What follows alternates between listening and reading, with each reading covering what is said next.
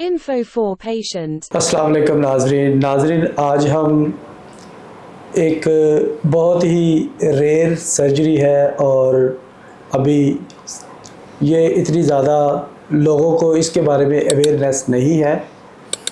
ये है वेनों के जो प्रॉब्लम इश्यूज़ होते हैं उसके बारे में। हमारे साथ डॉक्टर अदील मुश्ताक हैं जो कि वैस्कुलर सर्जन है, अपनी खिदमात सर अंजाम दे रहे हैं वैस्कुलर सर्जरी में। और वैस्कुलर सर्जरी में वैसे तो बहुत सारे इश्यूज़ आते हैं, लेकिन आज हम डॉक्टर साहब से ख़ास तौर पर पूछेंगे कि जो पाँव पे ज़ख़म हो जाते हैं शुगर की वजह से, और खुदा न खास्ता वो बाज़ का यहाँ तक नौबत आ जाती है कि ज़ख़म की वजह से पाँव या उंगली को काटना पड़ता है। तो इसके बारे में पूछते हैं कि इसका इलाज क्या है, क्या इसके साइन सिम्टम्स हैं और क्या ये काबिले इलाज भी है। अस्सलाम वालेकुम डॉक्टर साहब। जी अस्सलाम वालेकुम जी। डॉक्टर साहब, इन्विटेशन को एक्सेप्ट किया, थैंक यू वेरी मच। शुक्रिया। तो डॉक्टर साहब, हमें ये जैसा कि अभी डिस्कस मैंने अपने नाज़रीन को भी बताया कि पाँव पे जो ज़ख़म होते हैं उसके बारे में भी बताएं। अस्सलाम वालेकुम जी। एक तो जी बड़ी अहम चीज़ जो मैं बताना चाहूँगा, जिसका अभी आपने भी जिक्र किया और बहुत से लोगों के दरमियान में ये एक गलत फहमी है कि शायद जो शुगर के मरीज़ों में जो पाँव ख़राब होते हैं वो शुगर ज़्यादा होने की वजह से होते हैं।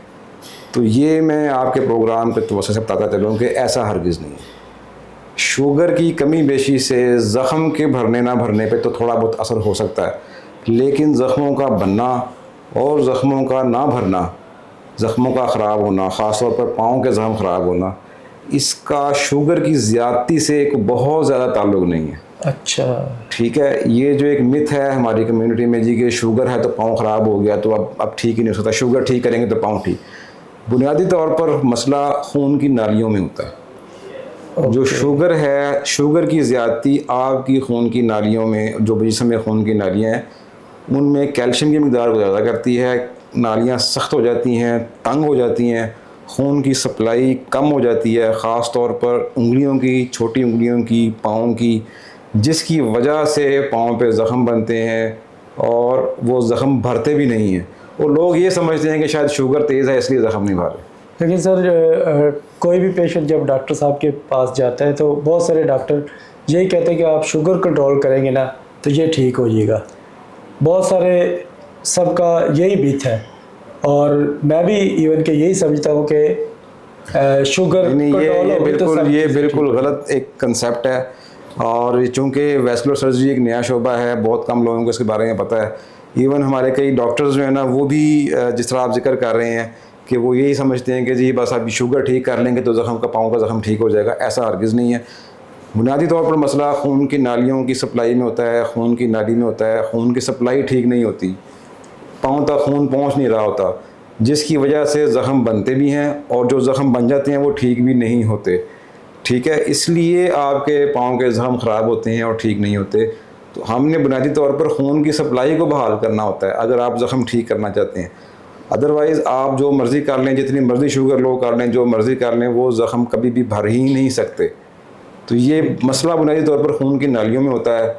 अदरवाइज़ ये शुगर की कमी ज़्यादती से इन ज़ख़मों के बनने ना बनने का कोई इतना ख़ास ताल्लुक़ नहीं होता। लेकिन सर ये भी देखा गया है कि जिन पेशेंट को शुगर होती है ना, इशू उनके साथ ही ये आता है। ये तो इस बात से तो आप एग्री कीजिए। जी, मैंने आपको ये अभी थोड़ी देर पहले अर्ज़ किया कि शुगर बुनियादी तौर पर आपकी खून की नालियों को ख़राब करती है। जी जी, ठीक है। शुगर ने आपकी खून की नालियों में कैल्शियम ज़्यादा कर देना है, खून की नालियों को तंग कर देना और पूरे जिस्म की खून की नालियों को करना है। अब उसका असर जो है वो खून की बारीक नालियों में होता है, जैसे उंगलियां हो गई, पाँव की उंगलियां हो गई, उन पे ज़्यादा असर होता है, जिसकी वजह से आपके जो है ना वो ज़ख़म बनते हैं और ख़राब होते हैं और ठीक नहीं होते। सर ये जो स्पेसिफिकली ख़ास तौर पर शुगर की वजह से ज़ख़म बनते हैं, ये ख़तरनाक भी साबित हो सकते हैं। जी जी बिल्कुल, ये ख़तरनाक होते हैं, क्योंकि अगर आप इन ज़ख़मों को भी मतलब खून की सप्लाई बहाल नहीं करते, या दूसरे लफ्ज़ों में जब आपके ज़ख़म ख़राब होना शुरू हो जाते हैं तो मरीज़ अपना वज़न जो है वो दूसरी उंगलियों पे ज़्यादा डालता है, वेट बेयरिंग आपकी ख़राब हो जाती है, उसके वजह से और ज़ख़म बनते हैं। तो ऐसी सूरत में फिर एक से एक ज़ख़म बनते जाते हैं और जो ज़ख़म मौजूद होते हैं वो भी नहीं भरते। ठीक, जब तक खून नहीं पहुँचेगा वो ज़ख़म नहीं भर सकता। जिसकी वजह से खुदा ना खास्ता कोई उसके साथ बुरा उसका आउटकम भी हो सकता है अगर आप उसका इलाज ना करें तो। जो शुगर की वजह से पाँव पे ज़ख़म होता है उसकी कोई इब्तदाई अलामत होती है? जी, सबसे पहले जो बुनियादी तौर पर शुगर की वजह से पाँव की ख़राबी की चीज़ें होती हैं ना, उसमें सबसे पहले तो सुन्नपन आता है। शुगर के मरीज़ों में पाँव सुन्न होना शुरू हो जाते हैं। अच्छा। सबसे पहले जो अलामत उनकी होती है वो पाँव सुन्न होना शुरू हो जाते हैं। उनको महसूस ही नहीं होता कि उनके पाँव पे कोई चीज़ लग रही है, नहीं लग रही, उन्होंने जूता पहना है, नहीं पहना। उसके बाद फिर नेक्स्ट स्टेज में ये होता है कि उनकी खून की सप्लाई बंद होती है और वहाँ पे फिर ज़ख़म हल्के हल्के से छोटे छोटे से ज़ख़म बनना शुरू हो जाते हैं, ख़ास तौर पर पाँव की उंगलियों में, अंगूठे के पास। अच्छा। तो ये इस तरह स्टेप बाय स्टेप चीज़ें होती हैं जिससे आपको पता लगता है कि ये पाँव अब ख़राबी की तरफ जा रहा है। सर, पाँव का सुन्न होना, जो पाँव सुन्न हो जाते हैं, वो किस चीज़ की अलामत है? देखिए, पाँव सुन्न होने में कई वजूहात हो सकती हैं। उसमें ये भी हो सकता है कि आपकी नसों की भी ख़राबी हो सकती है, जिसको आमतौर पर शर्टिका की बीमारी कहते हैं। उसमें और भी मसले मसाइल हो सकते हैं। शुगर का एक जो है ना, वो उसमें से एक हिस्सा है कि शुगर के मरीज़ों में भी पाँव सुन्न होते हैं, लेकिन शुगर के मरीज़ों में पाँव जो होते हैं ना, उसकी ख़ास एक तरीका होता है कि वो आहिस्ता आहिस्ता उंगलियों से पाँव की तरफ आते हैं। कोई एक पूरी टांग या एक सा सेगमेंट उसका सुन्न नहीं होता। तो उससे हमें आइडिया हो जाता है कि ये शुगर की वजह से पाँव सुन्न हो रहे हैं, शुगर की वजह से पाँव ख़राब हो रहे हैं। तो सर, इसके अलावा भी कोई और भी इसको डिफ्रेंशिएट करती है शुगर और किसी और की बीमारी की वजह से? जी, वो तो फिर हम टेस्ट कर सकते हैं। कोई नर्व कंडक्शन स्टडीज़ होती हैं और टेस्ट होते हैं जिसके ज़रिए हम देख सकते हैं कि आया ये शुगर की वजह से ख़राबी हो रही है या कि नसों में वैसे कोई मसला हो गया। लेकिन जो आपके अगर पाँव सुन्न हो रहे हैं तो ये आप, और शुगर भी अगर आपको है, तो ये एक बड़ी ख़तरनाक अलामत है आपके लिए कि आपका पाँव ख़तरे में है। ये भी सुना है कि ज़्यादातर बैठने से कुछ लोगों के पाँव स्वेलिंग हो जाते हैं या वो ज़्यादा देर बैठ नहीं सकते। इस तरह का ये भी शुगर की वजह से होता है? ये बुनियादी तौर पर वेनों की वजह से होता है। ये वो सिस्टम होता है जो खून को वापस दिल की तरफ लेकर आ रहा है। अच्छा। तो शुगर जो है ना, वो बुनियादी तौर पर उन आर्टरीज़ को, उन खून की नालियों को डैमेज करती है जो दिल से खून लेकर आ रही होती हैं। तो ये सोज पड़ना या इस तरह के मामला वो आमतौर पर वेनों की वजह से होते हैं। उनका शुगर से कोई ख़ास ताल्लुक़ नहीं। हाँ, अगर किसी को शुगर के साथ दिल का मसला भी हो गया है तो फिर उसमें हो सकता है कि उसके पाँव में स्वेलिंग आ जाए। इस तरह के मरीज़ वो वैस्कुलर सर्जन के पास आना चाहिए या कार्डियोलॉजिस्ट के पास? देखिए, ये जो खून की नालियों का इलाज है ये तो वैस्कुलर सर्जन करते हैं। जी सर। ठीक है। जो कार्डियोलॉजिस्ट हैं या कार्डिक सर्जन हैं वो सिर्फ दिल और छाती की हद तक इलाज करते हैं।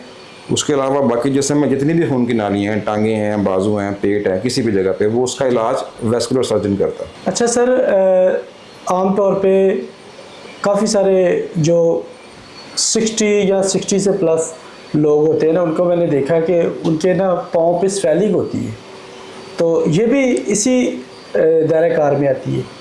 नहीं, ये जो मैंने बताया ना कि जो स्वेलिंग होती है ना, जो पाँव सूज जाते हैं, जी जी, ख़ासतौर पर शुगर के मरीज़ों में, उनमें हो सकता है कि उनका दिल का मसला भी साथ चल रहा हो। अच्छा। क्योंकि अगर मैंने बताया कि शुगर बुनियादी तौर पर खून की नालियों को डैमेज करती है, उनको सख्त करती है, उनको तंग कर।